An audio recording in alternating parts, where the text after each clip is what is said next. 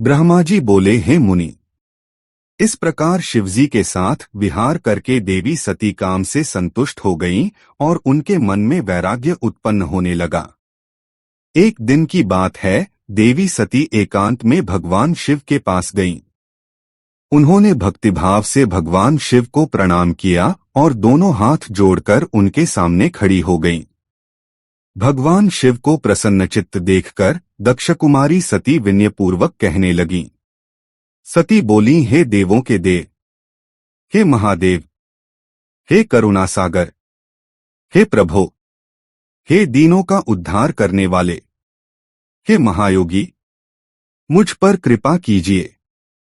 आप परम पुरुष हैं, इस जगत के स्वामी हैं। रजोगुण, तमोगुण और सत्वगुण से परे हैं। आप निर्गुण भी हैं और सगुण भी। आप सबके साक्षी, निर्विकार और महाप्रभु हैं। मैं धन्य हूँ जो आपकी प्रिया बनकर आपके साथ सुंदर विहार का सुख प्राप्त कर पाई। हे स्वामी, हे हर, केवल आपकी भक्त वत्सलता के कारण ही मैं आपकी अर्धांगिनी बनी। हे नाथ, मैंने आपके साथ बहुत दिनों तक विहार किया।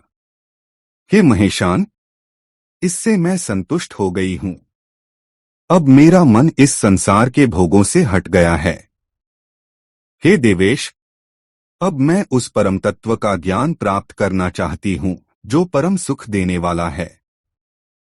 हे हर, जिसे जानने से सभी जीव सहज ही संसार के दुहकों से मुक्त हो जाते हैं। हे स्वामी, वह कर्म क्या है जिसके अनुष्ठान से भोग में लिप्त जीव भी परमपद को प्राप्त कर लेता है और फिर संसार के बंधन में नहीं पड़ता? कृपा करके मुझे वह परम तत्व बताइए। ब्रह्मा जी बोले, हे मुनि, इस प्रकार आदिशक्ति महेश्वरी सती ने जीवों के उद्धार के लिए उत्तम भक्तिभाव से भगवान शिव से यह प्रश्न किया। तब यह सुनकर अपनी इच्छा से शरीर धारण करने वाले और योग द्वारा भोगों से विरक्त चित्त वाले भगवान शिव अत्यंत प्रसन्न होकर सती से कहने लगे। शिवजी बोले, हे देवी, हे दक्षनंदिनी, हे महेश्वरी, सुनो, मैं उस परम तत्व का वर्णन करता हूँ जिसे जानकर वासनाओं में बंधा हुआ जीव तत्काल मुक्त हो जाता है। हे सती, तुम विज्ञान को ही परम तत्व मानो। विज्ञान वही है जिसके उदय होने पर मैं ब्रह्मा हूँ का अटल और दृढ़ निश्चय हो जाता है। इस अवस्था में ब्रह्मा के अलावा किसी अन्य वस्तु का स्मरण नहीं रहता और उस विज्ञानी पुरुष की बुद्धि पूर्णतः शुद्ध हो जाती है। हे प्रिय, वह विज्ञान अत्यंत दुर्लभ है। त्रिलोकी में उसका ज्ञाता कोई विरला ही होता है। वह जैसा भी है सदा मेरा ही स्वरूप है। वह साक्षात परात्पर ब्रह्मा है। ऐसे विज्ञान की माता केवल मेरी भक्ति है। यह भक्ति भोग और मोक्ष दोनों प्रकार के फल प्रदान करती है और मेरी कृपा से ही इसे प्राप्त किया जा सकता है। भक्ति को 9 प्रकार का बताया गया है।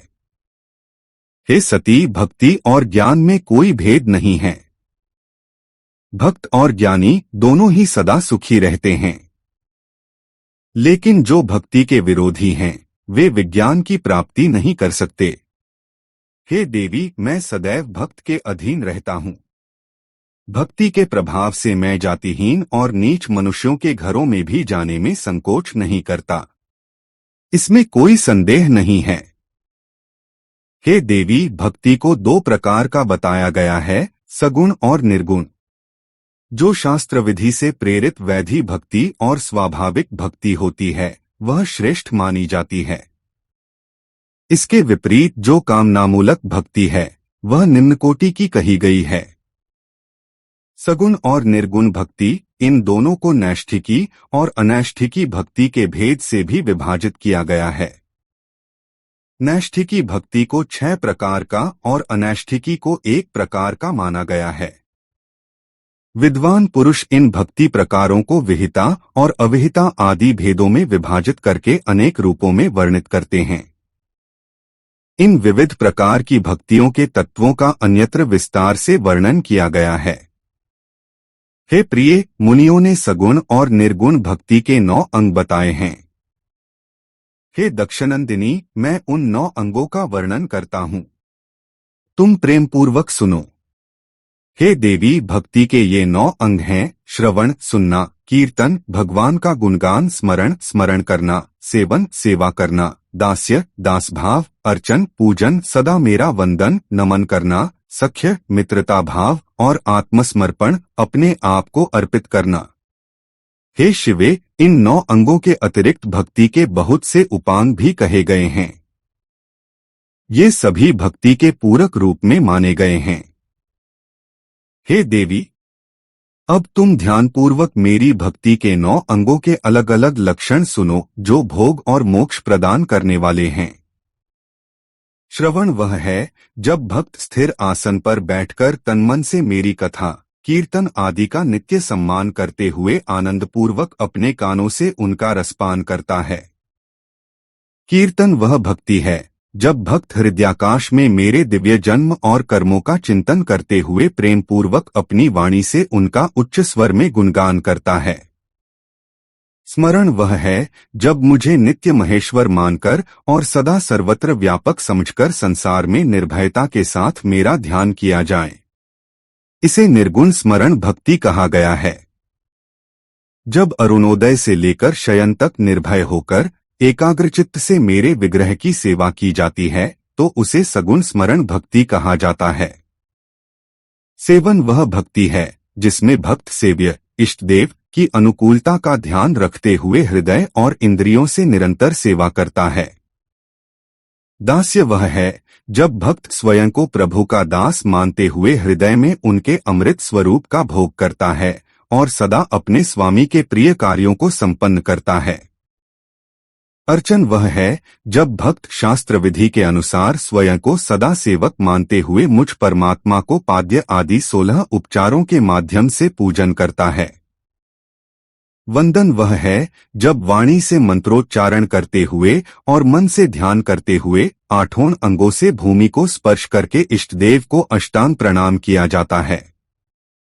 सख्य भक्ति वह है जब भक्त यह दृढ़ विश्वास रखता है कि ईश्वर जो भी करता है, चाहे वह मंगल हो या अमंगल, वह सब मेरे कल्याण के लिए ही है। आत्मसमर्पण वह है जब भक्त अपने शरीर मन धन आदि जो कुछ भी अपनी संपत्ति समझता है उसे भगवान की प्रसन्नता के लिए समर्पित कर देता है। वह अपने निर्वाह के लिए कुछ भी शेष नहीं रखता और निर्वाह की चिंता से भी मुक्त हो जाता है। हे देवी, मेरी भक्ति के ये 9 अंग हैं जो भोग और मोक्ष प्रदान करने वाले हैं।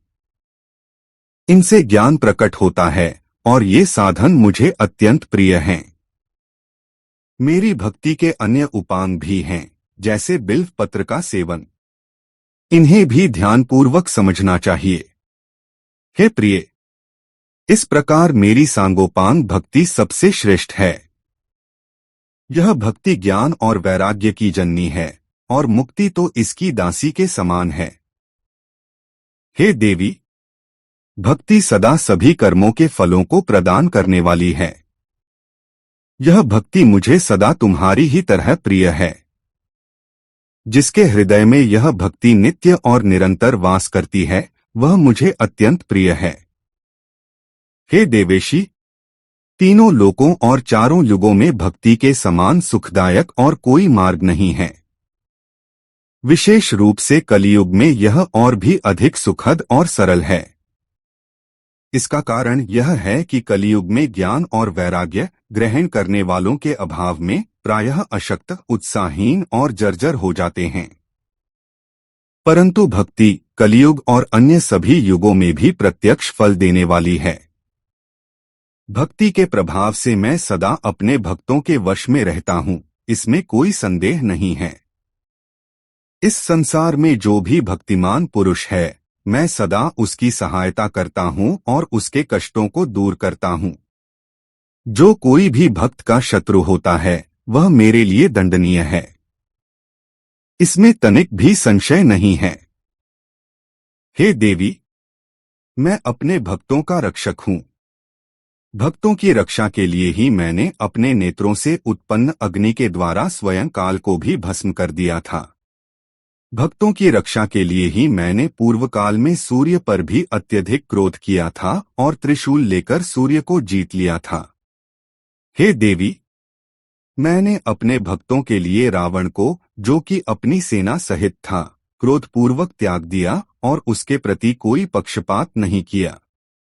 हे देवी, भक्तों के लिए ही मैंने कुंती से ग्रस्त व्यास को नंदी के द्वारा दंड दिलवाकर उन्हें काशी से बाहर निकाल दिया। हे देवेशी, बहुत अधिक कहने से क्या लाभ। मैं सदा ही अपने भक्तों के अधीन रहता हूँ और भक्ति करने वाले पुरुष का अत्यंत वश में हो जाता हूँ, इसमें कोई संदेह नहीं है। ब्रह्मा जी बोले, नारद, इस प्रकार भगवान शिव से भक्ति का महत्व सुनकर दक्षकन्या सती को बड़ा आनंद हुआ। उन्होंने अत्यंत प्रसन्नतापूर्वक भगवान शिव को मन ही मन प्रणाम किया। हे मुने, इसके बाद देवी सती ने भक्ति विषयक शास्त्र के बारे में बड़े आदरपूर्वक प्रश्न किया। यह विषय लोक में सुखदायक और जीवों के उद्धार का साधन है। सती ने यंत्र मंत्र शास्त्र, उनके महात्म्य और अन्य जीवों को उद्धार देने वाले धर्ममय साधनों के विषय में विशेष रूप से जानने की इच्छा प्रकट की। सती के इस प्रश्न को सुनकर भगवान शंकर अत्यंत प्रसन्न हुए। उन्होंने जीवों के उद्धार के लिए सभी शास्त्रों का प्रेमपूर्वक वर्णन किया। महेश्वर ने 5 अंगों सहित तंत्रशास्त्र, यंत्रशास्त्र और विभिन्न देवेश्वरों की महिमा का विस्तार से वर्णन किया। हे मुनीश्वर, महेश्वर ने कृपा करके इतिहास कथाओं सहित उन देवताओं के भक्तों की महिमा, वर्णाश्रम धर्म, राजधर्म, पुत्र और स्त्री के धर्म की महिमा, कभी नष्ट न होने वाले वर्णाश्रम, जीवों को सुख देने वाले वैदिक शास्त्र और ज्योतिष शास्त्र, उत्तम सामुद्रिक शास्त्र तथा अन्य अनेक शास्त्रों का तत्वतः वर्णन किया। इस प्रकार लोक कल्याण करने के लिए सद्गुणों से युक्त शरीर धारण करने वाले, तीनों लोकों को सुख देने वाले सर्वज्ञ परब्रह्म स्वरूप भगवान शिव और सती ने हिमालय पर्वत के कैलाश शिखर और अन्य स्थानों पर अनेक प्रकार की लीलाएं की।